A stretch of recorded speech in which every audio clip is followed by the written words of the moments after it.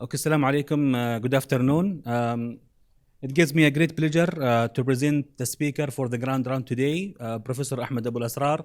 He's a professor and consultant at the Department of Ophthalmology, College of Medicine, King Saud University. Professor ElAsrar, he doesn't know, he is well known to everyone and doesn't need any introduction. He's a world figure in the field of retina uveitis and basic science, and today he will give us the grand round entitled cellular origin of the myofibroblast population in proliferative vitreoretinal disorders. So please, Prof. شكرا عبد الرحمن الله يحفظك شكرا. So when I was asked to give grand round today, I thought this it might be a good opportunity to present original data. It's in fact a very hot area for research. When we have fibrosis on the retina,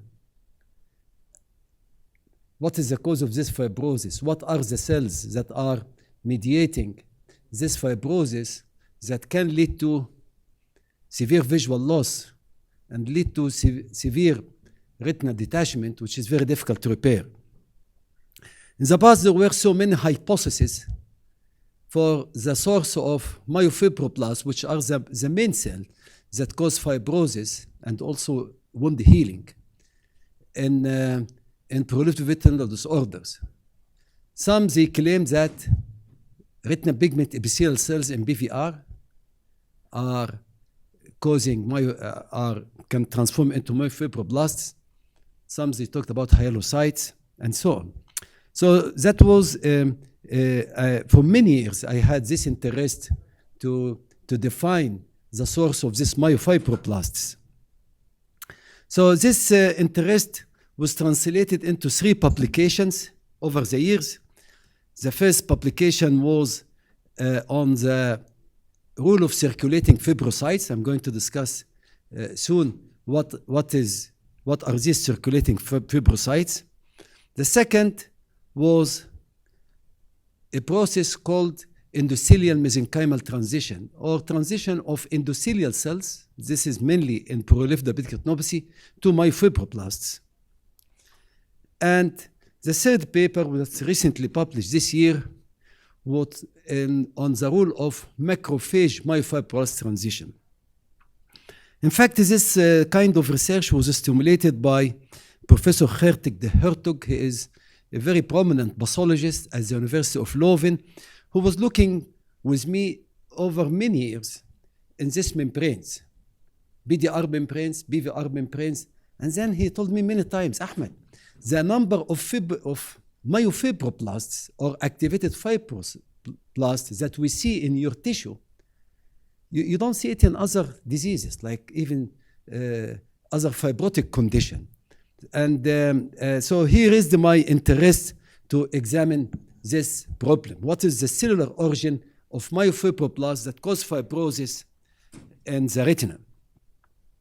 So by definition, proliferative vitreoretinal disorders, mainly proliferative diabetic retinopathy and proliferative vitreoretinopathy, are characterized by the pathologic development of membranes on the surface of the retina. And the development of this membrane will lead to severe type of retinal detachment, which is very difficult to repair with severe visual loss. So proliferative vitreoretinopathy, this is an example of this disease characterized by fibrocellular proliferation on both sides of the retina. You can see the membranes on the surface of the retina. You can see the membranes under the retina. But under the retina, on the retina, they form sheets. Under the retina, they form tubes. Or in diabetes, BDR, the membranes are different. These are fibrovascular membranes. The membrane contain new vessels, and they grow on the surface of the retina.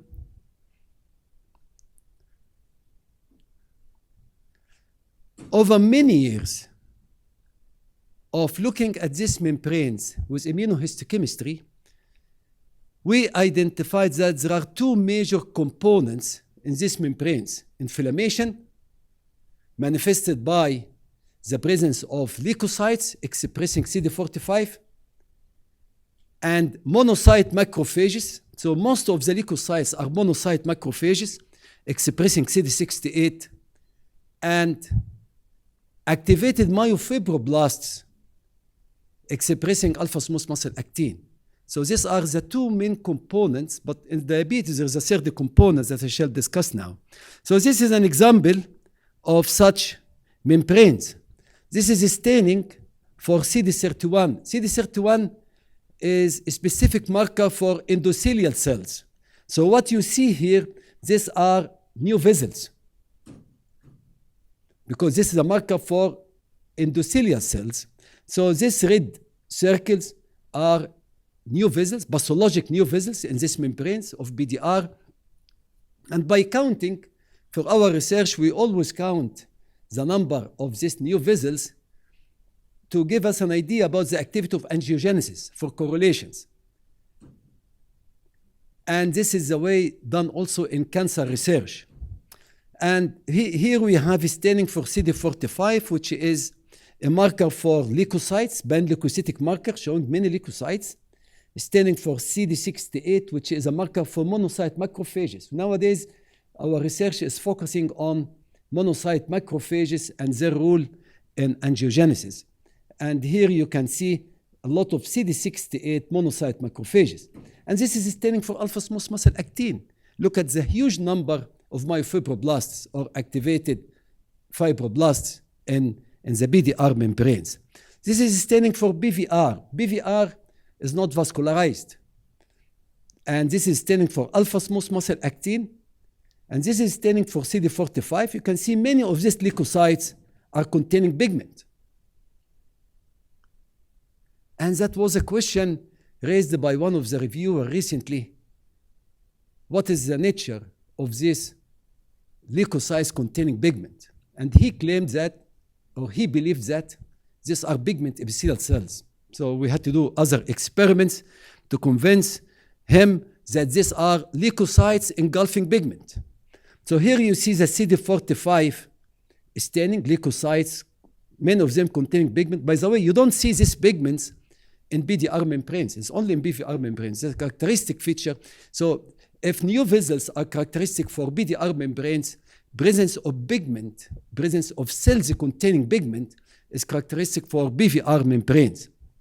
And this is CD68 showing also the same phenomena, many monocyte macrophages containing pigment.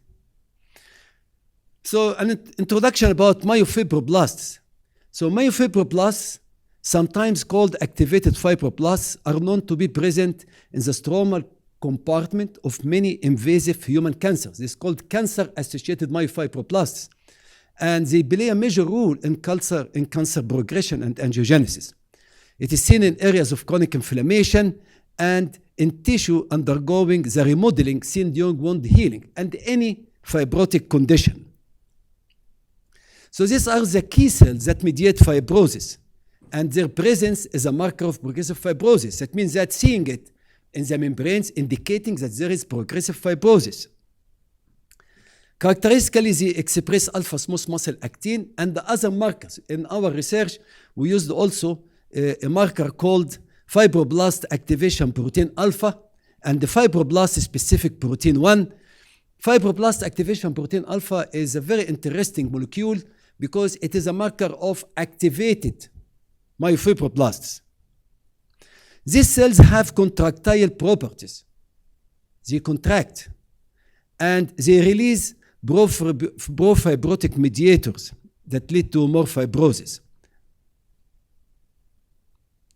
They produce extracellular matrix proteins such as collagens, and this will cause the fibrosis.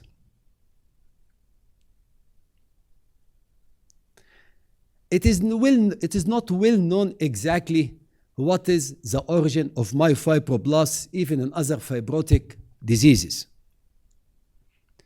Now, one potential source is fibrocytes. So what are these fibrocytes? These are cells derived from the bone marrow. These are mesenchymal progenitors. And they co-express hematopoietic stem cell antigens like CD34 and markers of leukocytes such as CD45 and markers of fibroblasts such as vimentin, collagen 1, collagen 3.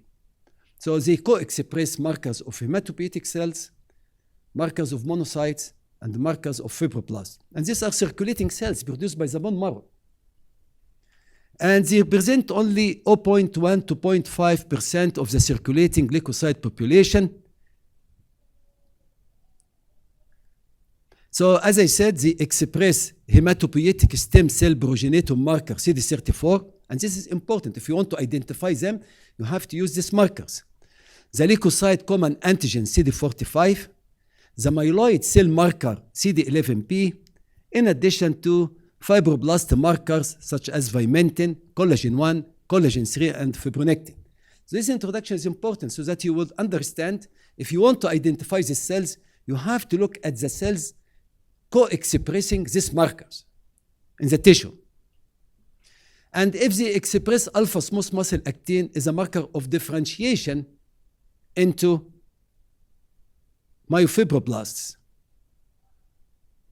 They are also involved in angiogenesis. They secrete chemokines, cytokines, matrix metalloproteinases that are involved in fibroproliferation.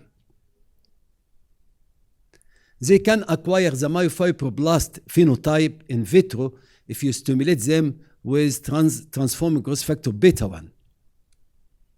So what happened to these cells? And in conditions, in fibrotic conditions, in the kidney, in the lung, including the eye, they can circulate into the areas of fibrosis.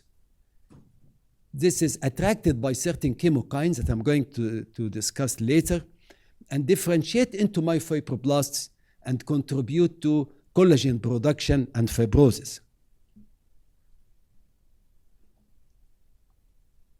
So this has been shown to be present in animal models of hypertrophic scars and keloids, airway remodeling in asthma and other fibrotic conditions. How are they attracted to the site of fibrosis? At the site of fibrosis, there are two pathways that attract these cells. One chemokine called CCL21. Chemokines is a low molecular weight chemokines that chemo-attract inflammatory cells. Chemo-attract these cells because these cells express the receptor for CCL21 CCR7. Another chemokine called stromal cell-derived factor 1 or CXCL12 that act on its receptor CXCR4, which is also expressed by fibrocytes. So they are chemo-attracted to the site of fibrosis by these two pathways. CCL21 chemokine and its receptor CCR7, and CXCL12 chemokine and its receptor CXCR4. The second potential source is macrophages. So why macrophages are important? Macrophages are considered to be the key cell type behind the development of fibrotic diseases. In fact, if you deplete an animal of monocyte macrophages, they will never have wound healing. Monocyte macrophages are heavily involved in the process of wound healing and fibrosis. But to understand the role of macrophages, we have to know that there are two major phenotypes of macrophages, M1 and M2. M1 is a classically activated macrophages, and they are anti-fibrotic. The M2, or alternatively activated monocyte macrophages, and they are pro-fibrotic.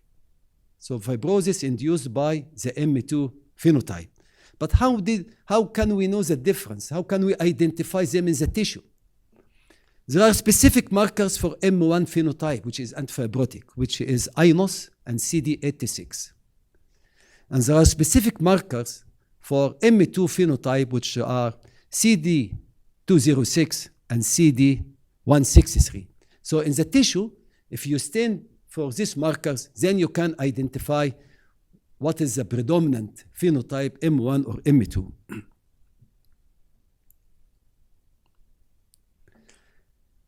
there's a process called macrophage myofibroblast transition. This is a process in which macrophages are transformed under pathologic conditions into myofibroblast. And we thought that this process should be present because when we look at BVR membranes, it is full of monocyte macrophages in close relation with myofibroblasts. How do you identify these cells? That the cells are in transition from macrophages to myofibroblasts. If you have cells co-expressing markers of macrophages like CD68 and myofibroblasts such as alpha smooth muscle actin, these are the cells in the process of transition from macrophages to myofibroblasts. This process, macrophage myofibroblast transition, was demonstrated to be present in several animal models of fibrosis: lung fibrosis, kidney fibrosis, post-myocardial infarction fibrosis. But the role of this process in human tissue is limited. So as I said, to investigate the role in fibrosis, you can do double immunohistochemistry to look for cells that co-express markers of monocyte macrophages and markers of myofibroblasts. The third potential process that can lead to fibrosis or development of myofibroblasts is a process called endothelial mesenchymal transition. This, of course, is not acting in BVR because BVR has no neovessels, no angiogenesis. But BDR had angiogenesis, neovessels. There are proliferating endothelial cells. So again, we hypothesize that this process of endothelial mesenchymal transition is operating in BDR. In this process, proliferating endothelial cells can differentiate into myofibroblasts.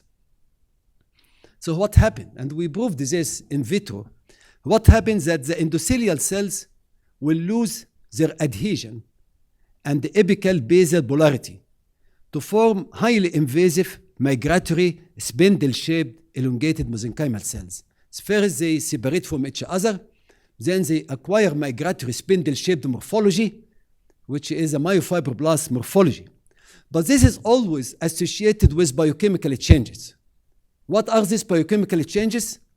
Endothelial cells have specific markers, such as CD31, I just discussed, VE cadherin, and eNOS.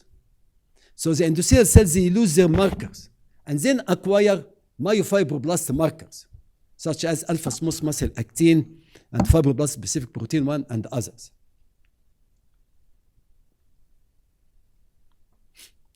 So in order to identify this type of cells undergoing the transition, you need to use staining for both markers of endothelial cells and the markers of myofibroblasts. So the objectives of these studies were to define the macrophage population in epiretinal membranes. We were the first to tell that the macrophage in epiretinal membranes are predominantly M2 phenotype. We looked at this specifically. To investigate the role of macrophage myofibroblast transition and the contribution to myofibroblast population present in epiretinal membrane, to determine whether circulating fibrocytes contribute to the myofibroblast population present in epiretinal membrane, and to explore the hypothesis that endothelial mesenchymal transition contribute to the myofibroblast population present in BDR epiretinal membranes. We analyzed vitreous humor samples from patients with proliferative vitreoretinal disorders. We studied the excised epiretinal membranes that we always excise at the time of vitreoretinal surgery to repair retinal detachment complicated by BVR and diabetic traction retinal detachment. So we did immunohistochemical staining.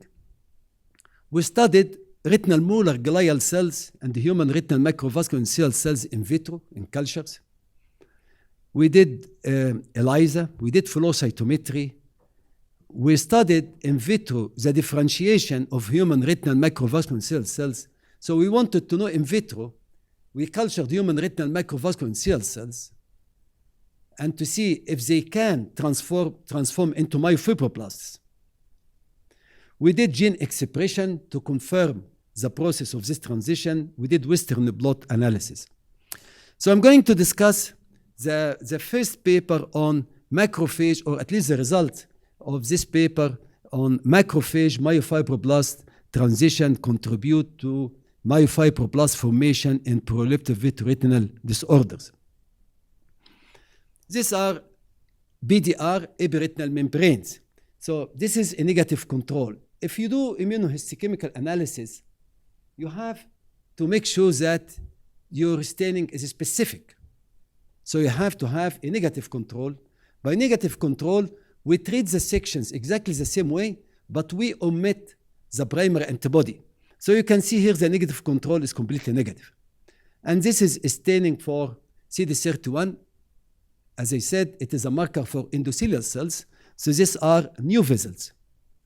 And now this is staining for alpha smooth muscle actin, many myofibroblasts, fibroblast activation protein alpha, which is a marker for activated myofibroblasts. You see that it tells us that these myofibroblasts in the BDR membrane are activated. And this is the other marker for fibroblast-specific protein 1. So this is the baseline analysis.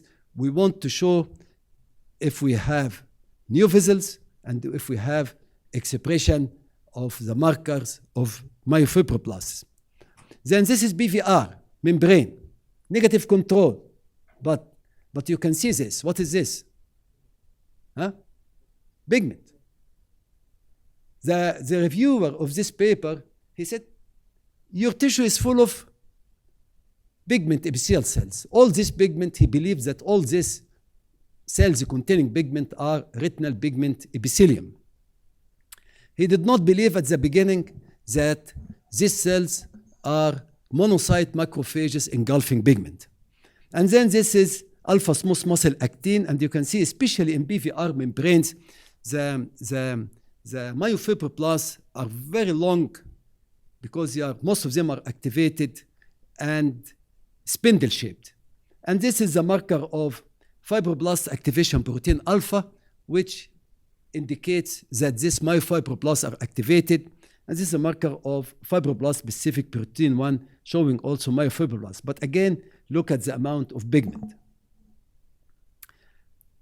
Then we wanted to see how frequent we have monocyte macrophages, because the focus of this manuscript was on the role of monocyte macrophages. So CD68 is the marker of monocyte macrophages, and this is BDR, is containing many monocyte macrophages, and this is BVR containing monocyte macrophages. But what are these? Indicated with arrows. Pigment within CD68 monocyte macrophages. We always, in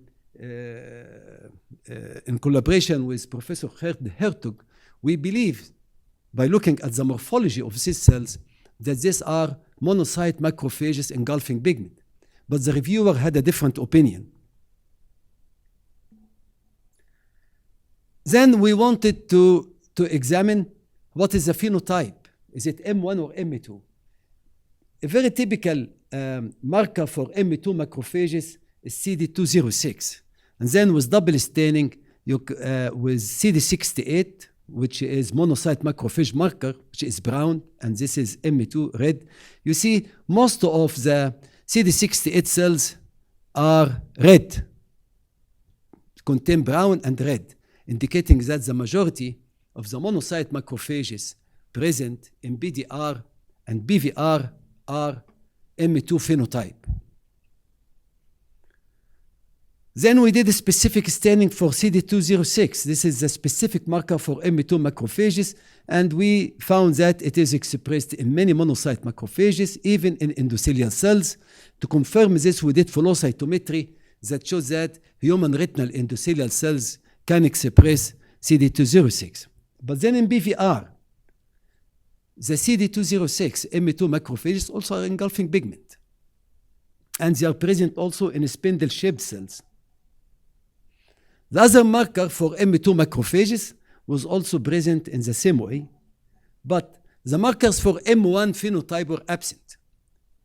We used two markers for M1 monocyte macrophages, INOS and CD86. They were not present in BDR and BVR membranes, just confirming that all the monocyte macrophages present in these membranes on the retina are M2 phenotype.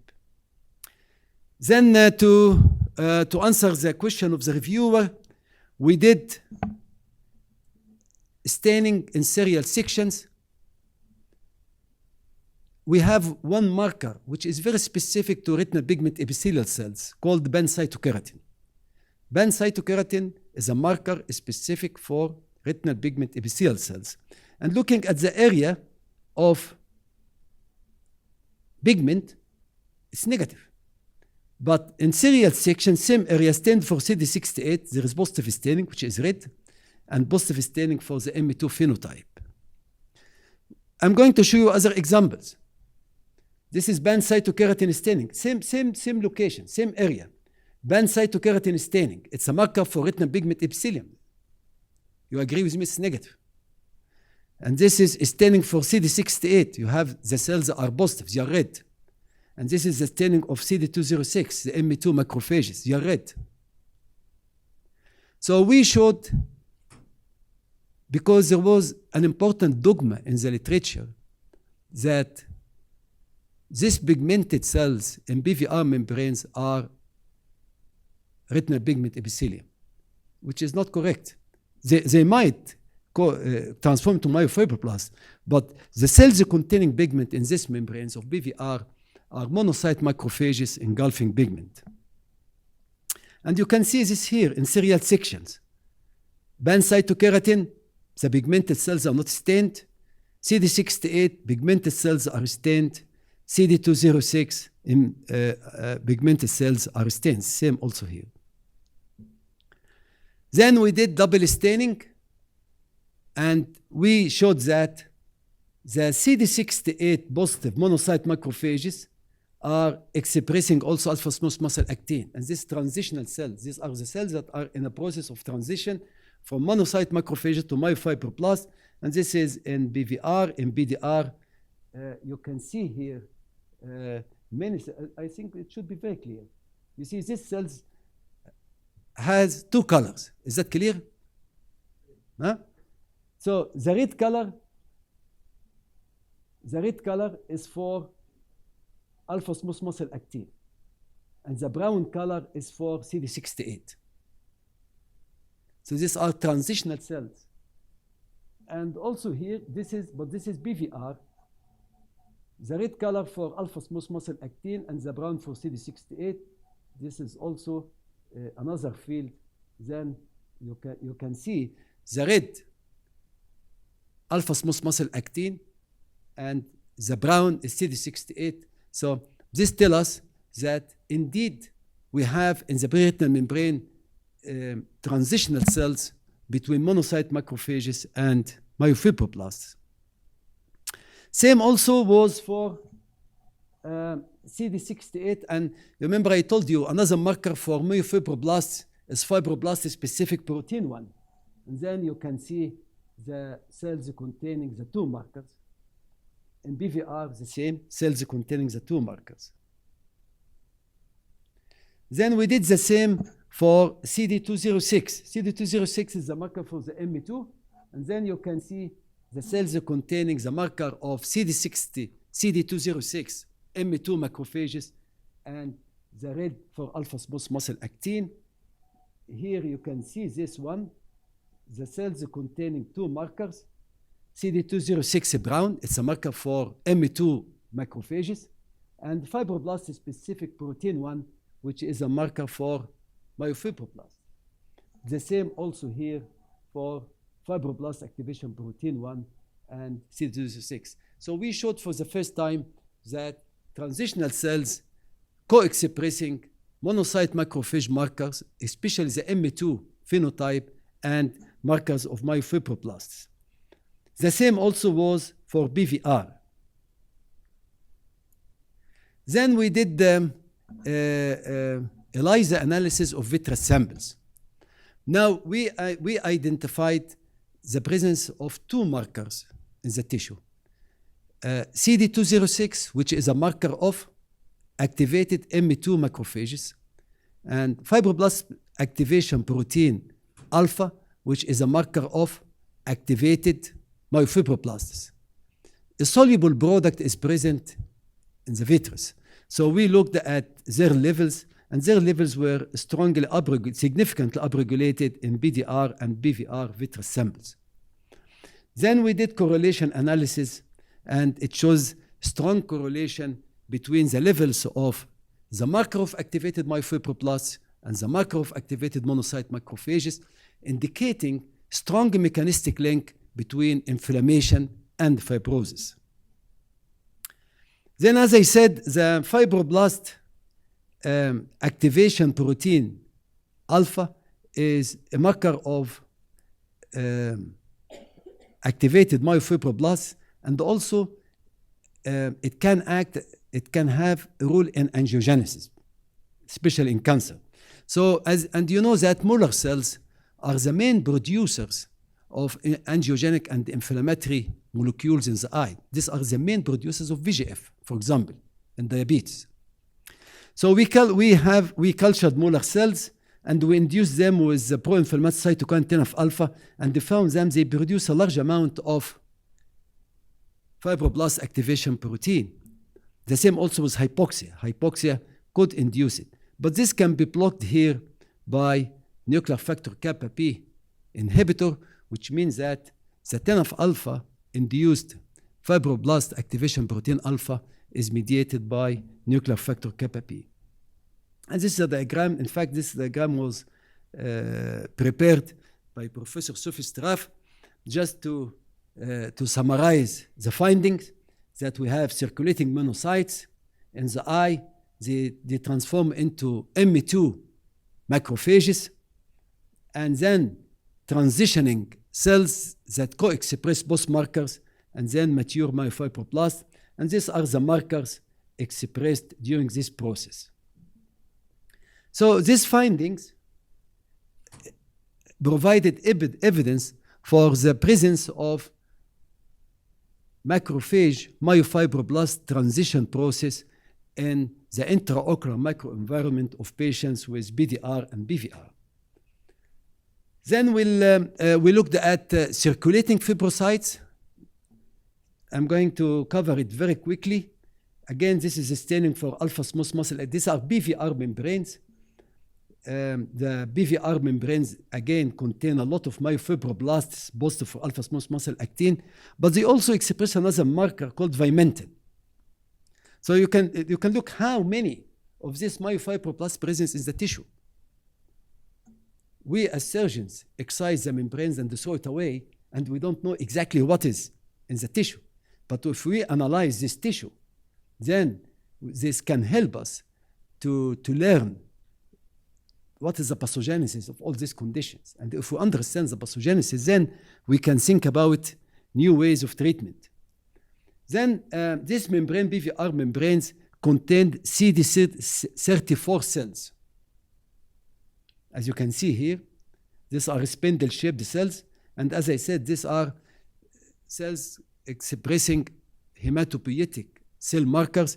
So definitely, these are circulating fibrocytes that infiltrated the membranes.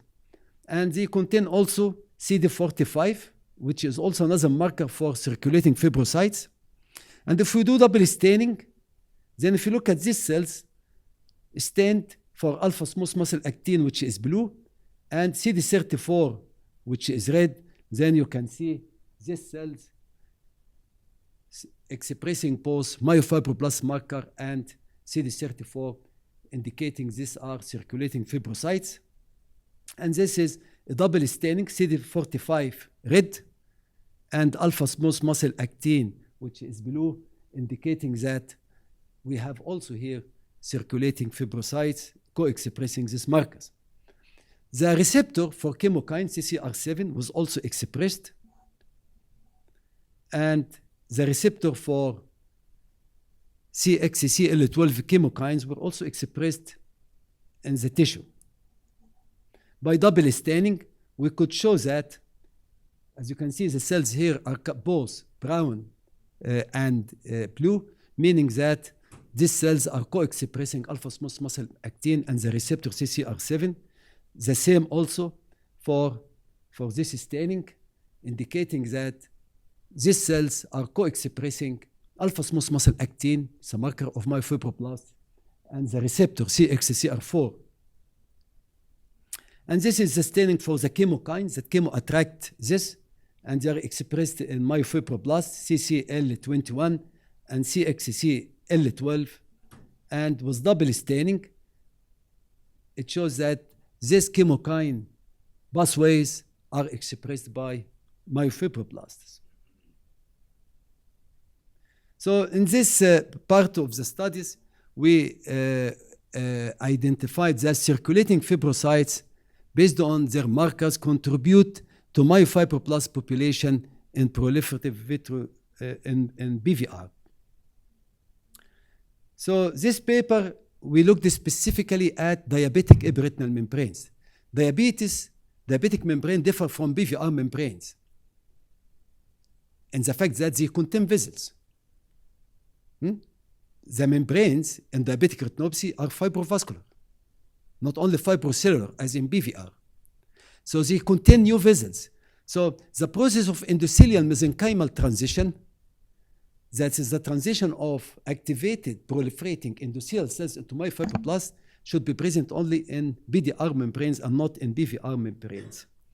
So this is again staining, and again this is a negative control, CD31 showing new vessels in the membrane, fibroblast specific protein 1 showing myofibroblast, and also what is give us the idea or the impression that this process is happening, because you can see the fibroblast specific protein 1 marker, which is a marker of myofibroblast, is present in the endothelial cells, and here with higher magnification.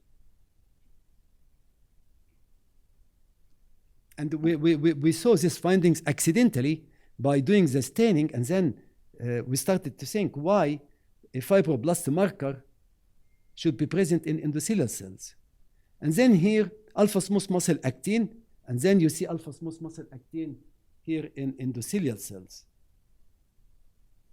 So that was the reason we started this kind of research.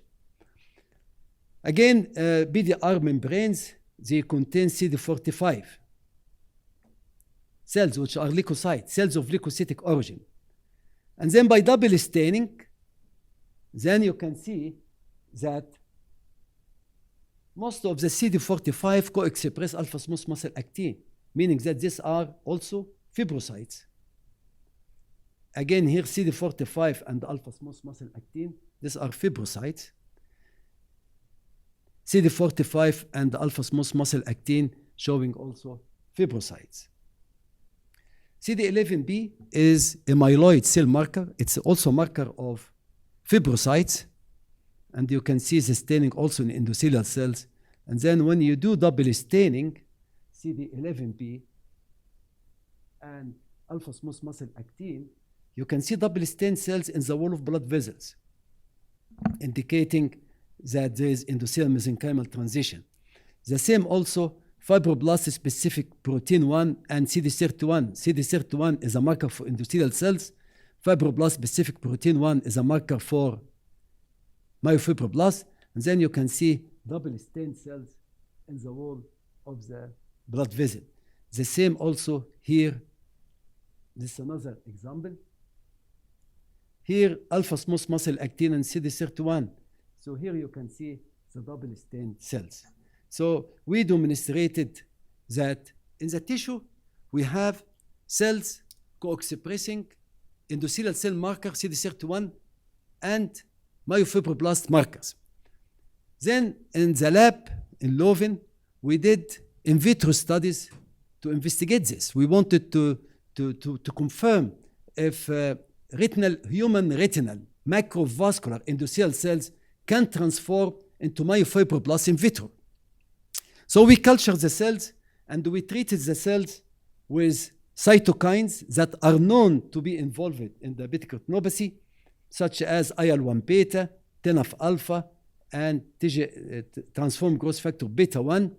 And these pictures are taken by fifth contrast microscopy. You can see that this is the control endothelial cells. As I said, the process of the transdifferentiation, the cells, they lose their adhesion and they transform into migrating spindle-shaped cells. So we showed that the morphology of the cells is changed. But this is also another, we added this later.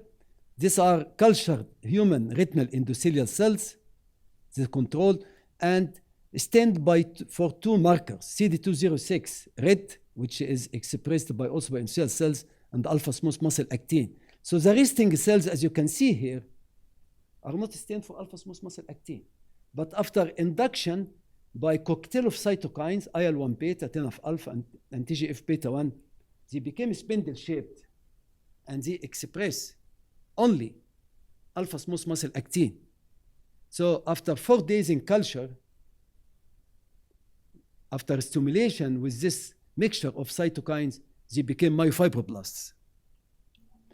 We also confirmed this by looking at the messenger RNA level, the gene level. So here this is ENOS. ENOS is a marker for endothelial cells. So unstimulated cells, ENOS is strongly expressed, but stimulated cells with the same cocktail of cytokines lead to diminution of ENOS expression, messenger RNA. So the endothelial cells, they lost their marker. And VA cadherin, as I said, is a marker for endothelial cells. The cells also, they lose it. And then CD31 is not affected. SNAIL is a marker for endothelial cells. You see strongly upregulated, and the other marker for endothelial, for myofibroblasts is upregulated. So here we show that after stimulation, we lose the markers for endothelial cells and acquire the markers of myofibroblasts. We confirmed this by Western blot, and you can see here like the ENOS, which is a marker for endothelial cells, that the signal is decreased by induction with the 3 cytokines. VA cadherin, the signal also decreased in cells induced by the cocktail of cytokines. And fibroblast-specific protein 1, which is a marker of myofibroblasts, the signal increased after induction by the 3 cytokines. So we showed that proliferating endothelial cells, both in vivo and in vitro, can differentiate via endothelial mesenchymal transition into myofibroblasts in BDR membranes, and in addition also to bone marrow-derived fibrocytes. So in conclusion, circulating fibrocytes may function as precursors of myofibroblasts in BDR and BVR epiretinal membranes and may contribute to the genesis of proliferative vitreoretinal disorders. New strategies aimed at preventing proliferative vitreoretinal disorders might address the participation of fibrocytes and the modulation of their activity. We identified 2 chemokine pathways, so inhibitors of these 2 pathways, CXCL12, CXCR4, and CCL21 and CCR7 signaling might provide a new therapeutic approach. Our findings indicate that macrophage myofibroblast transition process contribute to myofibroblast formation in both BDR and BVR. This transition involves the M2 phenotype of monocyte macrophages. The cells should transform into the M2 phenotype before they differentiate into myofibroblasts. Therefore, blocking the recruitment of mononuclear phagocytes and inhibiting their polarization to M2 phenotype might be useful to prevent these diseases. Our findings also suggest that endothelial mesenchymal transition contribute to the accumulation of myofibroblasts and the development and progression of fibrosis in proliferative diabetic retinopathy. a greater understanding of the molecular mechanisms involved in endothelial mesenchymal transition process and the subsequent pharmacological blockade of these pathways may represent a novel therapeutic approach to retard the progression of fibrosis associated with PDR. In fact, the suspicion that this process is happening, I was thinking about it almost 15 years ago, because all the time we are looking to the retina of patients with proliferative diabetic retinopathy. So you can see the disease in these patients start with angiogenesis. You only see new blood vessels on the optic nerve head or elsewhere. Pure angiogenesis, no fibrosis. If the disease is neglected and the patient is not treated efficiently with laser, the new vessels with time are associated with fibrous tissue.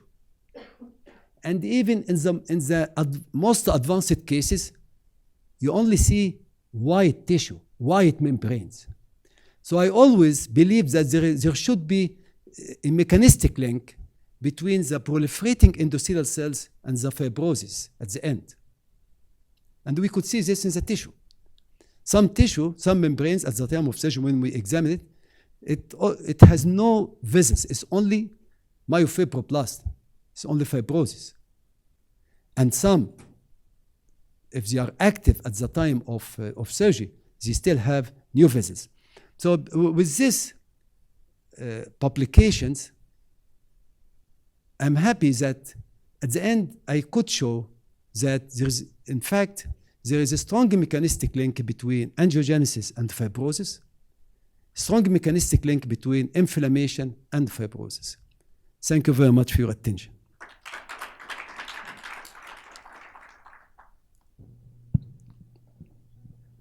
Thank you very much, Prof. Ahmed, for this excellent talk. I want to congratulate you for all these excellent and outstanding publications.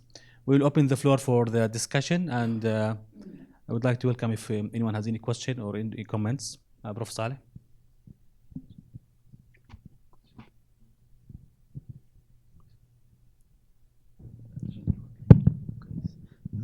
Thank you very much, Prof. ElAsrar. Very nice. In fact, basic science. Now, as you know, that olden days we thought that the main cause of the BVR and contractile membranes is the metaplasia from the retinal pigment epithelium to the myofibroblast, as you know. And as I said in the lecture, this was an old dogma. I know. Yeah. Now this is differentiate or change from one cell line to another is very well known in pathology. Now, could this also be part of, plus with our macrophages and other sort of transformation to myofibroblast, could also this be a factor by metaplasia of RPE into the myofibroblast, or it is only because of the pigment came from the through the break into the surface of the retina, then this incites the inflammation and then engulfed by the leukocyte origin of macrophage. And then what is the origin or from where these macrophages came? Is it from retinal circulation or through the choroid and the RPE, you think? And why? What is the chemotactic factor for these in BVR? I'm not talking about PDR, Ahmed.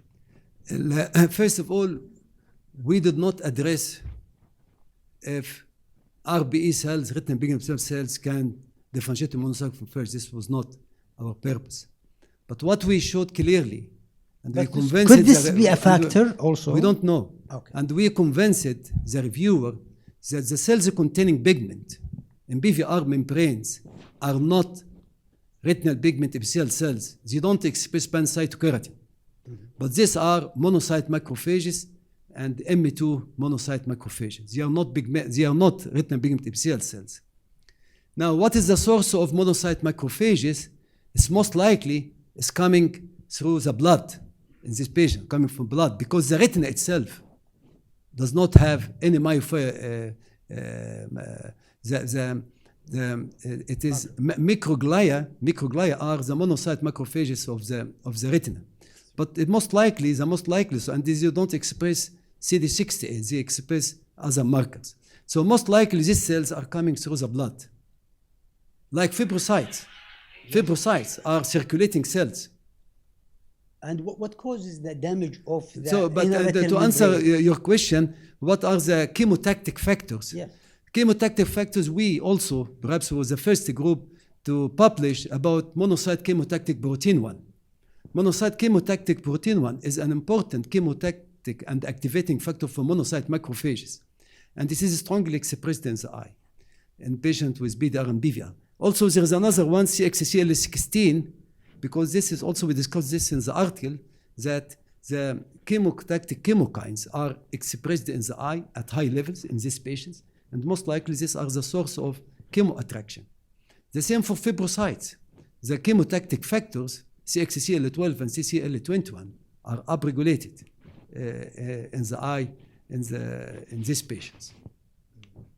Now, Ahmed, do you think that the source of the pigment, of course, is from the RPE? Yes. And these are engulfed by the macrophages, and then we believe that these are the RBE cells are dead. okay.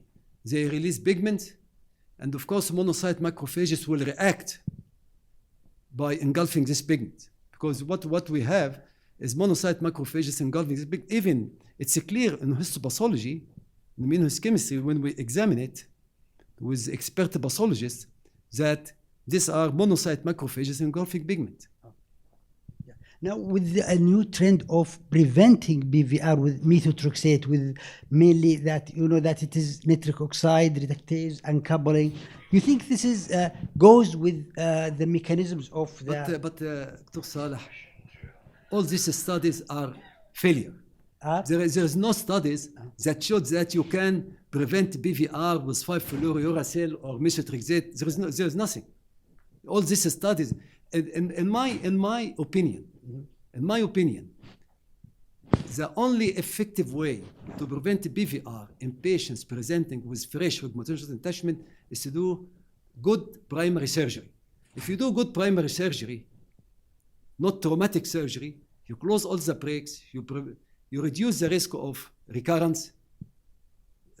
BVR is very rare, at least in my hand, because if I look at the cases that I operated over the last 10 years, only very few cases. The literature says about 10% BVR. But if you do, and I still remember the late Mr. John Scott, he used to tell that BVR is preventable by good primary surgery. And this is very important. Less trauma to the tissue, you flatten the retina after one surgery, then inflammation will not happen. But with the studies with methotrexate, it's shown that you can reduce with the intravitreal injections. I don't think so. There are no studies, perhaps Suleiman. There is a recent literature about repeated intravitreal injections of methotrexate. Still, they are not. They are limited studies, but they showed some effect, and it is not yet adopted by the only preventive method is proper primary surgery. We agree about this, yes. But now, based on what your Prof presented, someone would think that preventing inflammation should work at least in part by reducing the yes. BVR rates. Now, previous studies that showed steroids that are not effective in preventing BVR. No, because this membranes, I got it from patients who were operated elsewhere. They had surgery in other centers, or patients who came late with already BVR. So it seems that recurrence of retinal detachment or chronic cases of retinal detachment, visual detachment caused by BVD, the liberation of RBE cells and the release of their contents can enhance the migration of monocyte macrophages and starting the process. Yes. But if you prevent the inflammatory part, this would prevent. No, you the- can.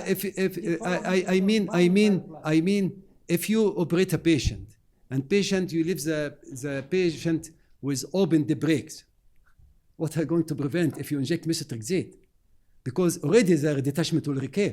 The recurrence and starting the process of inflammation PVR is due to inappropriate primary surgery.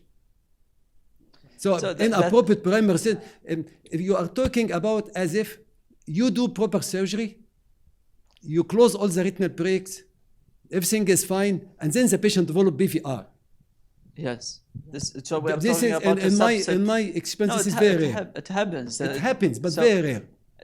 This is not the common. So we understand that in part, not removing hyaloid, not doing Yes. proper vitrectomy will lead to high rates of PVR. Or missing a break. Or missing, Yes. definitely this will lead to high rates of PVR. But PVR can occur even if you carefully remove hyaloid, even if you do full vitrectomy, PVR can still happen. This is the subset of patients. This is never reached to the prevalence of 10%. Definitely. This is very rare if you do good primary surgery. It is very rare. It can happen, but not common. Yeah, How not do common. you prevent PVR from clinical point of view? Forget about closing all breaks and proper laser. Can we, according to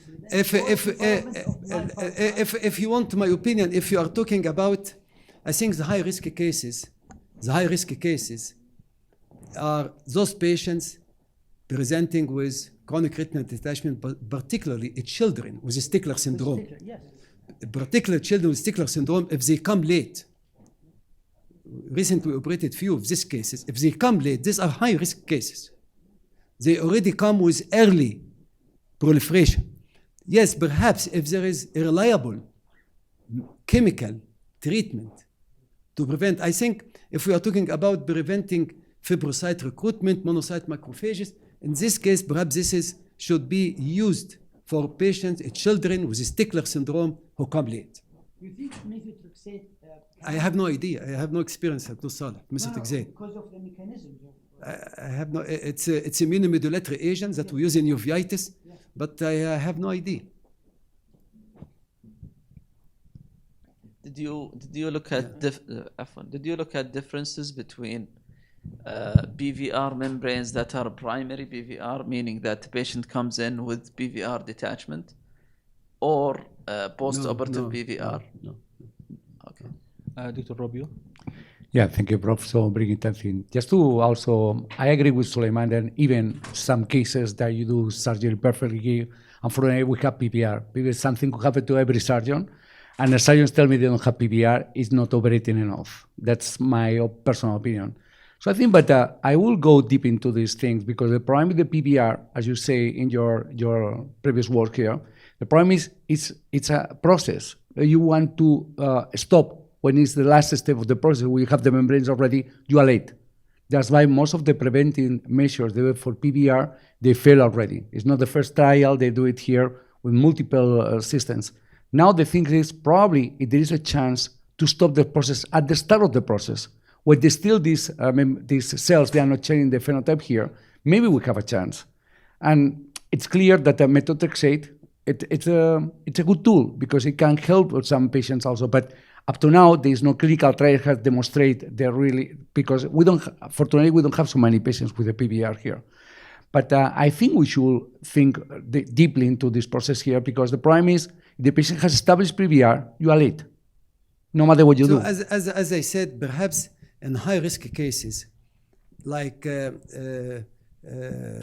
methods to prevent recruitment or to reduce recruitment of monocyte macrophages, or to prevent the conversion into M2 phenotype, this might be applicable for patients with high-risk PVR. Yeah, but the key is when we establish the pharmacological stoppage for this process here. I think it has to be started on table. Yeah, but the same way we use Avastin, just Yeah. to not have the bleeding after it has to be days before the started surgery until- here. If the patient is high risk. Yeah, but I think this is it opens the door to different studies that can address this issue, because PVR it's an issue to every surgeon, and Yes. unfortunately it's something that could happen to anyone. We are not free to have Yes, no PVR yes. cases. But what I would like to stress, the main preventive measure is good primary surgery. Yeah, of I'm course. talking about fresh cases, good primary surgery. I still remember again by the late Mr. John Scott, he used to say that there's no excuse to lose a patient with fresh retina detachment. There's no excuse. And I remember he used to have a meeting in his department every week to discuss cases that failed. Why this case failed? Patient had fresh retinal detachment. Why did it fail? I think by this we should conclude our grand round. So I would like to thank Professor ElAsrar for the nice presentation and for your attendance. And I think we'll move to the case presentation, Dr. Kharashi. Thank you all.